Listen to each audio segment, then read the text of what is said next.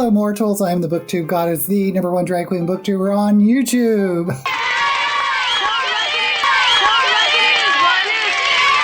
I decided to do another reaction video, and the booktuber I thought to do was Gavin Hetherington, and his channel is How to Train Your Gavin, which is a play on How to Train Your Dragon. And if you didn't know, his focus on his channel are middle grade books. Now, he does read other books, but he's mostly known for middle grade book reviews and advocating reading middle grade books. So, he also is the host and creator of the Believe-a-thon. I did that readathon, I think, 2 years ago, but last year I didn't do it because it seemed a little complicated. I like readathons where there's like a path where you can just read like 3 or 4 books to complete it. And when it's just like, oh, there's 9 prompts, those are harder for me to do because I feel like, well, I'm not going to do all 9 prompts. So which ones do I do? Anyway, I didn't do it last year, but it looked fantastic. And what was really cool about it is that Gavin actually got middle grade authors, the actual authors, to be part of putting his readathon together. So how he's going to top that in 2021, I have no idea. So I don't know too much of how he got started or what his channel was like before I started watching it. So let's take a look. Okay, How to Train Your Gavin. He has 14,000 subscribers.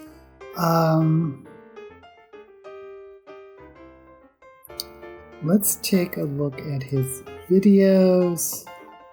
Let's sort by oldest. His oldest is My That's So Raven. Okay, I don't know what that is. That's not a book review video. Okay, this is his, looks like his first book video. Unique, original, never been done before book haul.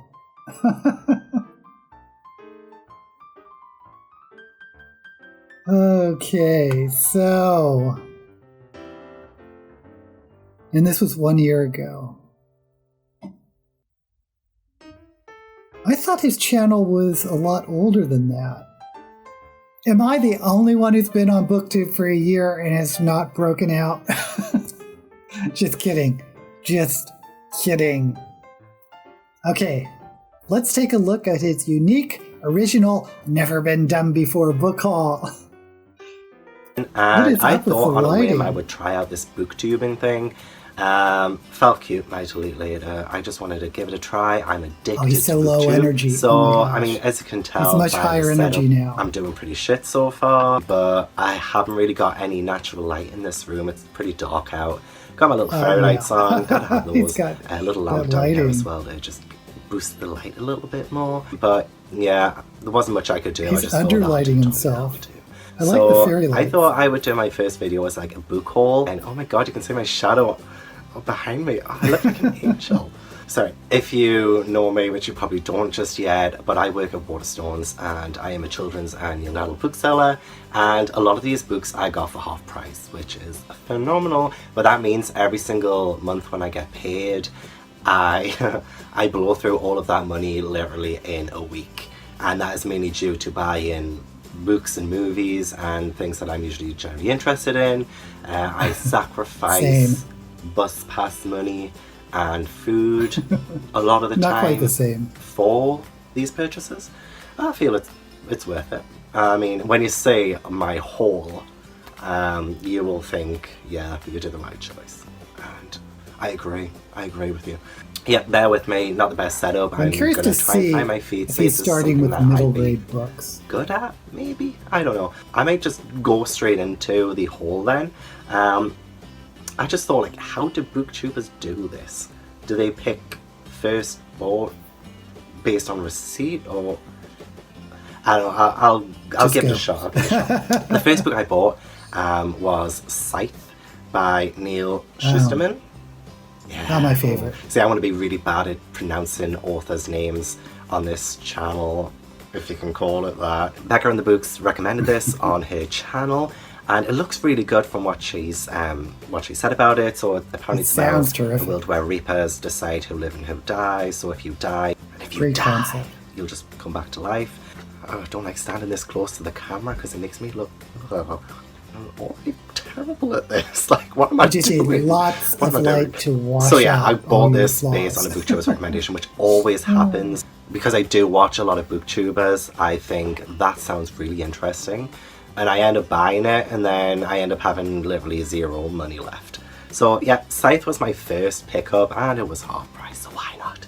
Next, I got Kingdom of Ash by Sarah J. Maas. Now, Oh my gosh, another good she's one. very popular. I've met Sarah J. Maas once before, actually. This was I'm back when thinking of Everfire Ember came and out, and she Ashes. was doing I haven't read a this. book tour in the UK. Oh, yeah. She came to Newcastle, where I live, and it was really great because Didn't he I do a hadn't video really read that much Throne of like Glass beforehand. a song but I video tweeted or a her music the video night before she was due to come into Newcastle, about Sarah J. and Maas? she replied and stuff, and it was just so nice and so great of her. And then when I went to the sign-in the day after, she remembered me from my Twitter profile, from my picture, and she gave me a hug. She was so super nice, and I thought, She wanted you, this is an amazing woman. She is just incredible. I just loved her personality. But I hadn't really read Throne of Grass or anything. But He is cute. did I just say Throne of Grass?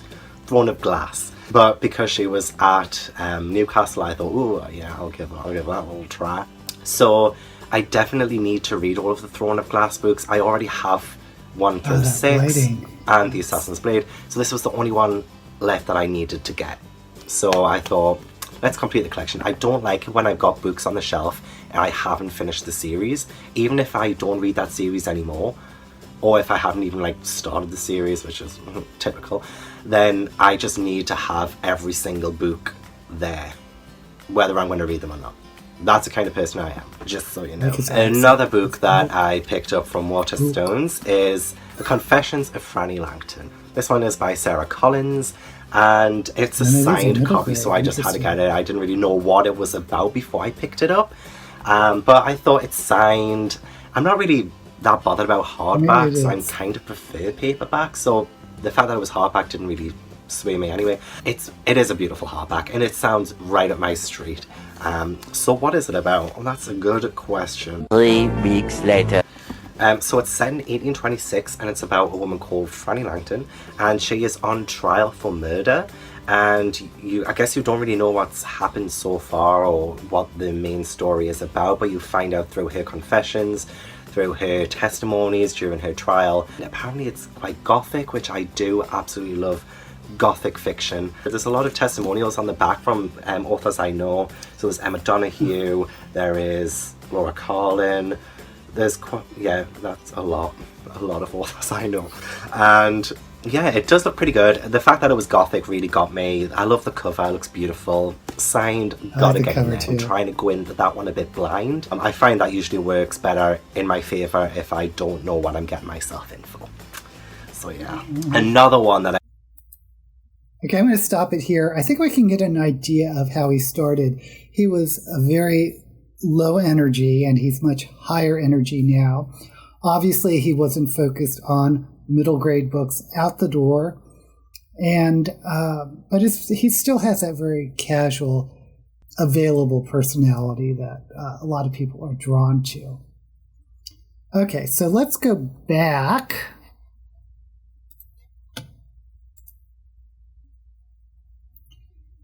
And let's see, when did he start focusing on middle grade? So he has 14K subscribers now, but his first video, 822, very respectable. Even these early videos are pretty respectable. 800. Oh, I guess this is his breakout video, 2.3K. It's a TBR. TBR videos usually do well, even mine. Even mine. Oh, there he is in drag. The Quest Begins Book Junkie Trials. I don't know what actually happened. I think her name is Rachel Marie, but she sort of got canceled, which I think is a shame, but I don't really know that much about what's going on, but I did like that readathon a lot. But I'm just trying to see when he really got focused on middle grade.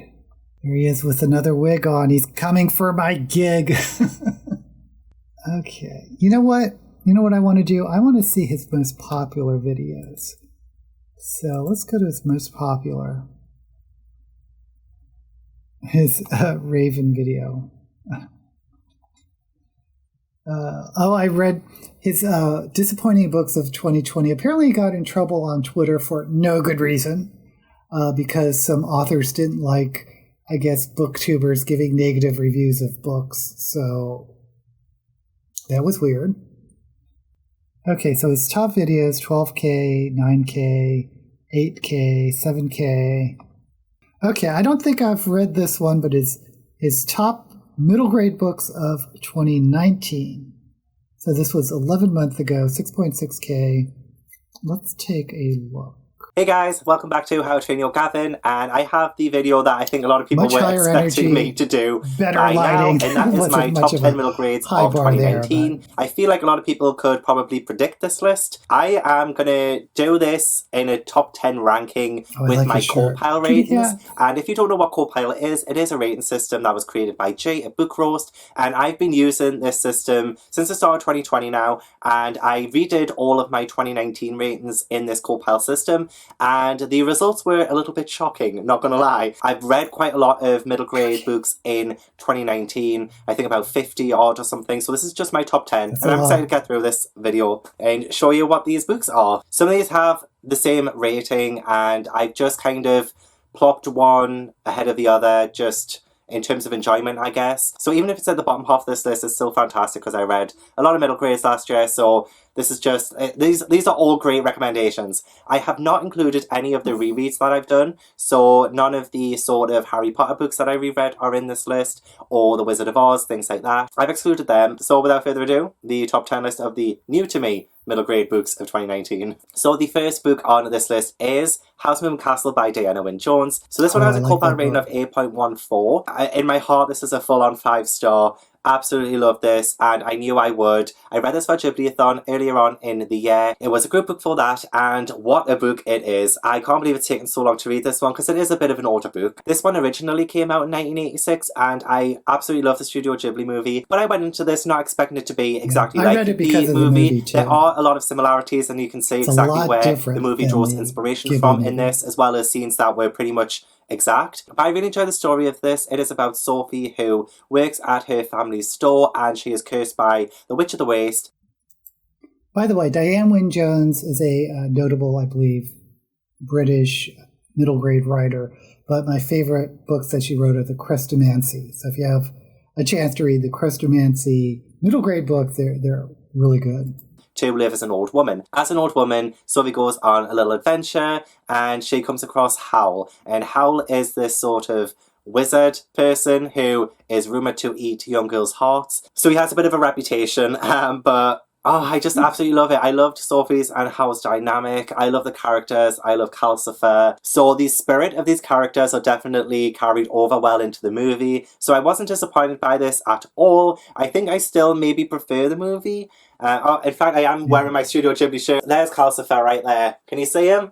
I'm waddling backwards because I don't want to walk into the bookshelf. But there's Calcifer right there. So I would really recommend this one. In fact, I would recommend all of them in this top 10 list because it is a top 10 list. Of course I'm going to recommend them. But if you want to know more about my thoughts on this, I believe I talk a lot more about it in my Ghibli-a-thon wrap-up, which I will link somewhere. And yeah, I just really love this one. In at number 9 is The Boy That the Class by Anjali Q. Roth. I gave this one a co-pile rating of 8.29. This one, it's so topical and so important, I think, for a lot of children to read, a lot of adults to read. This really put things into perspective for me to come from a sort of child's perspective. So this is the story of a boy who comes to the UK as a Syrian refugee, and he's kind of lost his family in the process, and he begins this new school, and it's sort of through a different child's perspective of this new boy in their class, and it's so eye-opening. It kind of touches on what adults think of this situation as well. There are definite moments in this where I kind of thought, you know what, I know people like this.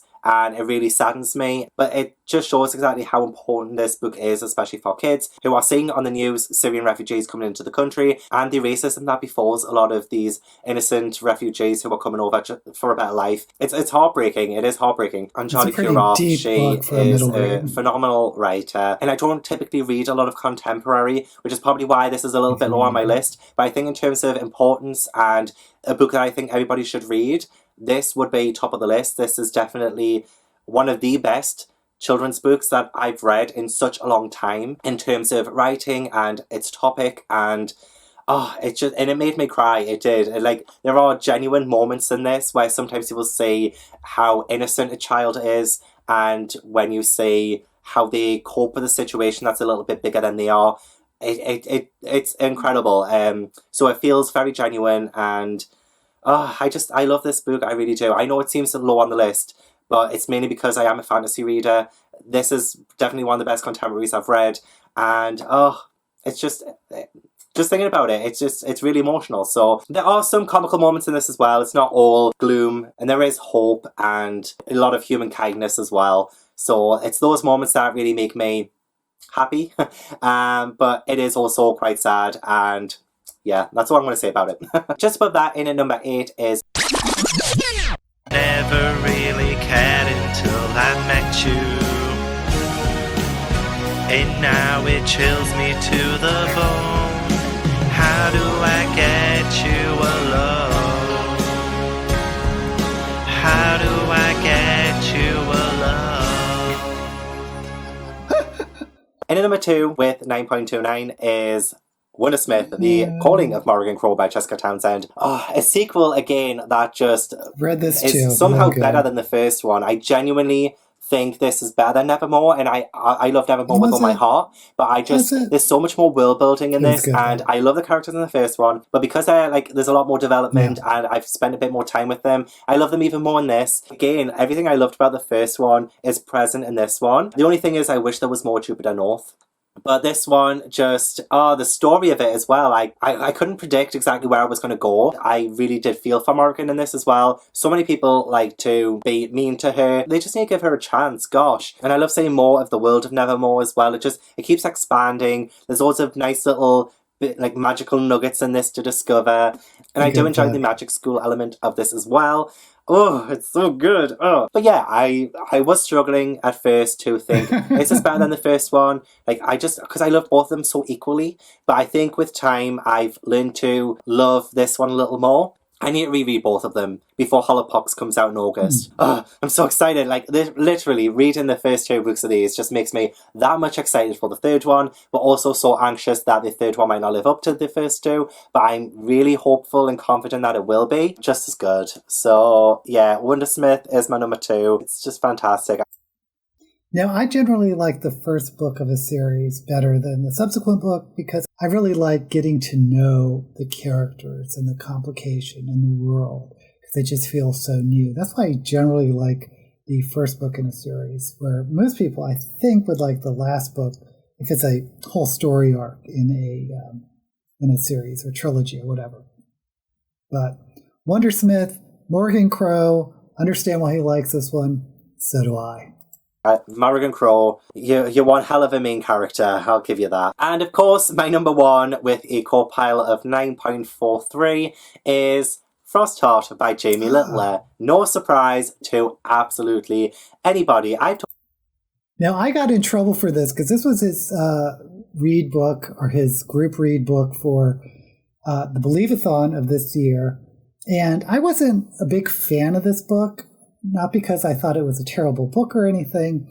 I just, for whatever reason, it just didn't engage me like it engaged other people.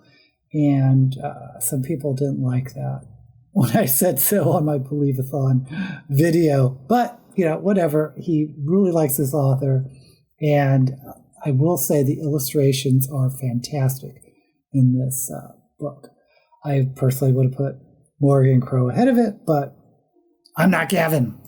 talked about this one so much. This one is a story about a young boy called Ash, and he lives in a stronghold that is separated by the Snow Sea. In the Snow Sea, there are leviathans, and Ash has this weird magical ability as a song weaver to be able to speak to the leviathans. But of course, he doesn't really understand his powers. Nobody does. People think that song weavers are dangerous, so Ash keeps his powers hidden. One day, though, he has to save the crew of the Frostheart, and they are pathfinders, so they go from stronghold to stronghold, giving people supplies and finding new paths and things like that. He has to save them because they've come to the stronghold, and that exposes his powers, and he gets kicked out, and he joins the crew of the Frostheart to find his missing parents because, one, his parents are missing. Did I forget to mention his parents are missing? And they've left him a lullaby where he has to sort of decipher it to find out where they are, and he brings along his Yeti guardian, Tobu, and it's so magical, so adventurous. I absolutely love this one so much. Yeah, this was a group book for Believeathon. What a great group book, in my opinion, it was. Because this is written by Jamie Littler, and it is also illustrated by Jamie Littler, and one of the best things about this book are the illustrations. So we see exactly what's going on in his head as he is telling the story as well. So we can see exactly what the Leviathans look like, what the characters look like. It's always handy to know how the authors say them. So yeah, this one is another one that's so full of magic. I mean, the characters are just standout performers. We have Ash, who is just such a relatable main character. I relate so much to him. We also have Tobu, and I love his relationship with Ash. It's so fantastic. They always seem to be button heads, but they really do appreciate and love one another as well. It's just, oh, great. And then we have Luna, who is one of the crew members of the Frostheart. She becomes like Ash's best friend. Oh, I love her so much. Like, she has the energy, she has the lines, she's fantastic. But the entire crew of the Frostheart are very charismatic, and in the story it just goes places. Because we have them going about the Frostheart, they go from stronghold to stronghold, and they bump into leviathans and dangerous creatures, and it's just all so good. It's very action-packed, and an ending that just makes me so excited for Frostheart 2, Escape from Aurora, which is coming out this October, and again, of course, my most anticipated book of 2020. I love this so much. Till now, I always got... It's definitely my favourite children's book since Harry Potter. I'll talk about this forever, as you already know, because I have. And can I also show off for just a second the fact that Jamie Littler has illustrated me. He sent me this amazing illustration because of all my support for Frostheart. And also a shout out to Naomi a Penguin, who sent me this, and honestly it is the best thing I've ever received. 100% made my absolute... Yeah, it's made my life. It's just made me so happy. And here it is, my illustration. Can you see it all right? I'll take it out of the frame. It is framed because it's just so amazing. I love it. But yes, this is me. I'm going to take it out. Okay. So this is me. If I was part of the Frostheart world, this is me. I am of the Bookkeeper Stronghold. And you can just see just how amazing it is. I just love Jamie's illustrations. They're amazing. But that's me. That's me. And there's my little camera for vlogging. Making my booktube videos. The books that I carry. That one is most likely Frostheart. And that one's Frostheart 2, Escape from Aurora. That one's Frostheart 3. Yeah, you can just tell. You can tell it's me. But yeah, I love it. I love it so much. Till now. So I had to show it off in one of my videos because I haven't been doing the weekly vlogs anymore. Stay tuned. Yeah, this is like literally... I genuinely can't believe it. I got sent this. I'm just over the moon. Oh my god. So they were my top 10 middle grade books of 2019, and I love them with all my heart. I could reread every single one of them right now. I really want to do that, but I can't because commitments. But yeah, I hope you enjoyed the video. I hope you got some really good middle grade recommendations.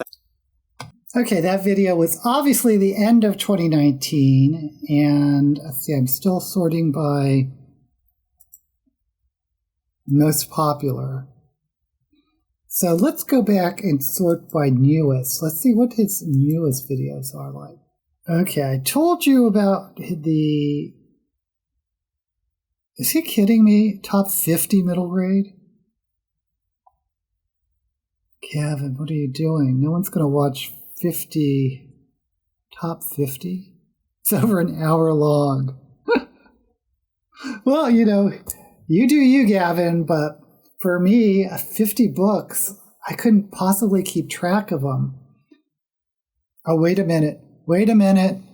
Unhauling books by badly behaving authors. Let's take a look at this.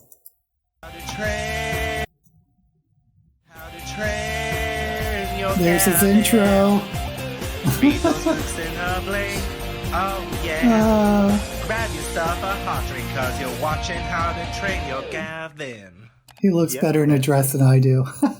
Hey guys, welcome back to How to Train Your Gavin. Today I'm going to be doing an unhaul. The new year is coming up and I honestly do need more space on my shelves.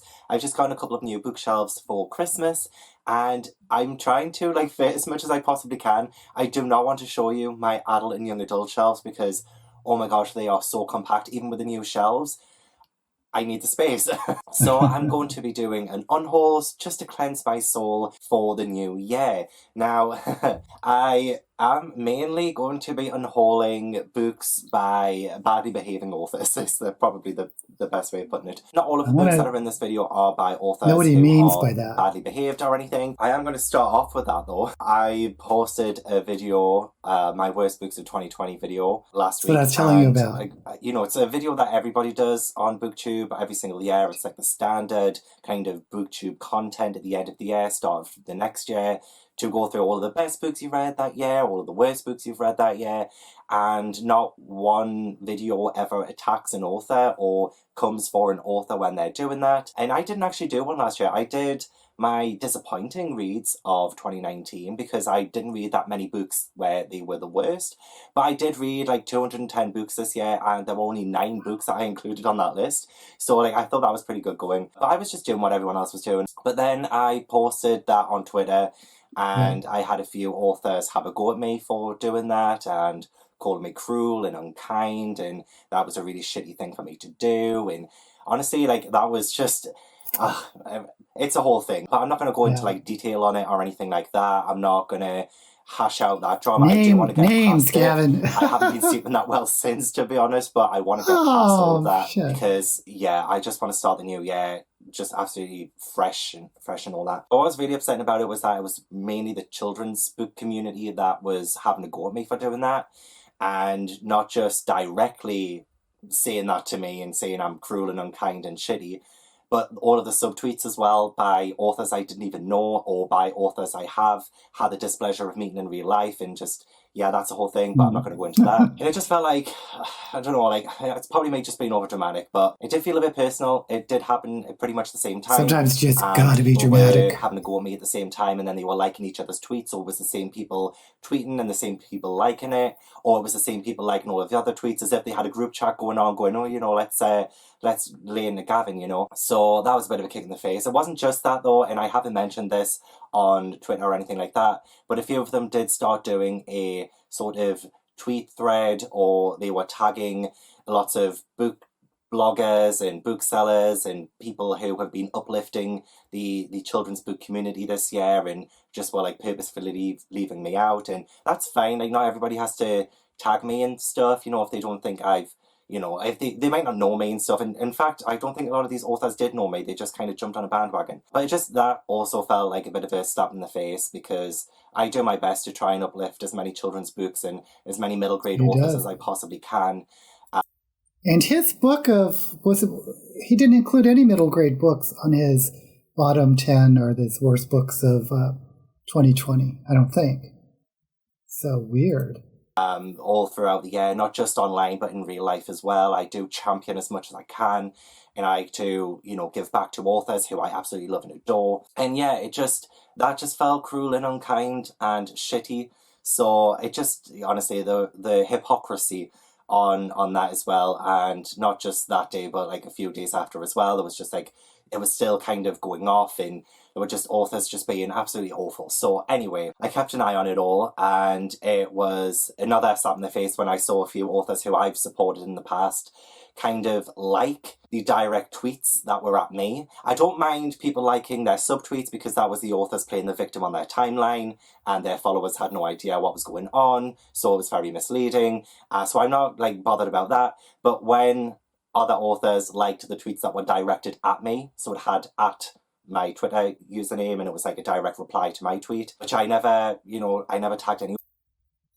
Here's the rule on reviewing books, as I see it, is if you give a bad review, just don't tag the author, because that's just cruel. But there's nothing wrong with giving a bad review or listing your worst reads of the year and being, even if you're very passionate about your opinions, if you don't like reading or listening or watching these types of reviews, you just don't watch them. If you're an author who doesn't like to hear reviewers go in on other authors, then just don't watch those videos or don't watch that author. There's no reason to go on this pogrom of trying to cancel, this reviewer for stating his opinions.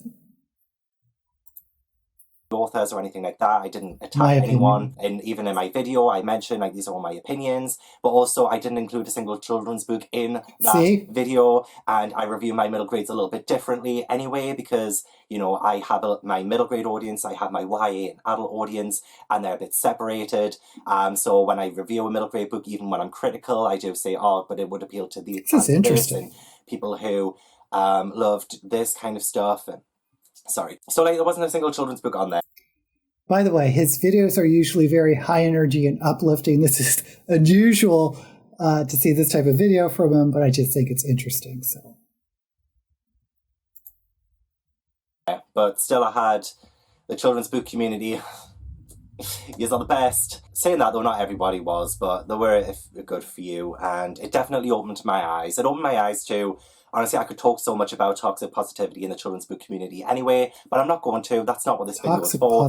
I'm unhauling books by authors who either came at me directly or liked the tweets that were directed at me, obviously agreeing that I'm a shitty person, that I'm cruel and unkind for posting a list that everybody does every single year for movies, TV shows, books, you name it. There's a list for it. And honestly, if at least just one of them had watched my video, they would have seen how much I put myself down for my crappy, reviews and my crappy opinions. And I tell people, take it with a grain of salt. And I'm sure these authors are lovely people and stuff like that. But still, it happened. So I've done my best, but sometimes it's just not good enough. But anyway, let's get into the books I'm unhauling. So I don't actually own that many books by authors who thought it was a good idea to try and silence reviewers. And I'm not going to name the names of the authors I don't own. I'm not going to be that petty. I do have a list, but I'm not going to talk about it in this video. I'm just going to talk about the authors who I own and I need to get rid of because looking at these books upsets me. So firstly, I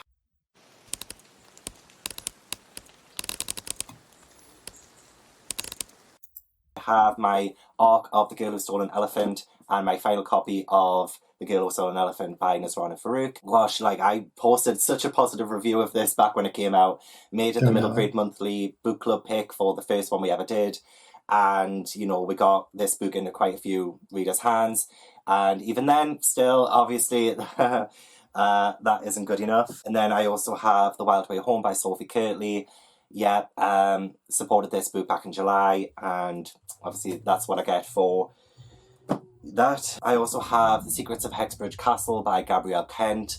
One of the authors who directly mentioned how shitty it is to make other creators feel shitty for posting a video like that, but hey ho.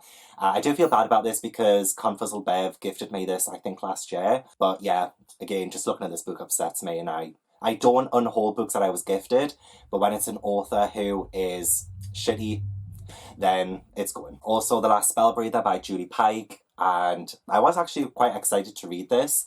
I have seen middling reviews and stuff for it, but I was still looking forward to it. I love the cover, I love the title of it, but again, what can you do? And finally, The Thing at Black Hole Lake by Dash Roberts. This one was gifted to me by the publisher who sent me it unsolicited, which is fine. I don't mind getting unsolicited book post. When it's children's books, I do tend to love them more than anything else, but I'm just not even going to bother giving this a try anymore because of the whole Twitter thing. So yeah, those are the books by badly behaving authors. I do want to just say, I don't want people to go at them. I don't want people to unhaul them just because I've unhauled them. This does feel more personal to me because obviously they were liking the tweets. They were either tweeting me directly. And it's personal to all book reviewers. They were shitty to me, so they didn't have to be shitty to you guys. So if you want to read their books, honestly, feel free to do so. But I just want to get them off my shelves so I don't get upset when I look at them. So yes. Anyway, let's move on to different things. That's the last I want to talk about it because I really do want to move on with my life. Okay, so I also... Okay, this video took a turn. I didn't think we were going to get into that serious of a topic, but it's an interesting one. And someone, Caffeinated Covers, did a video on this situation, which I'll also link below. And of course, I'll link all the videos that we touched on here by Gavin. So, okay.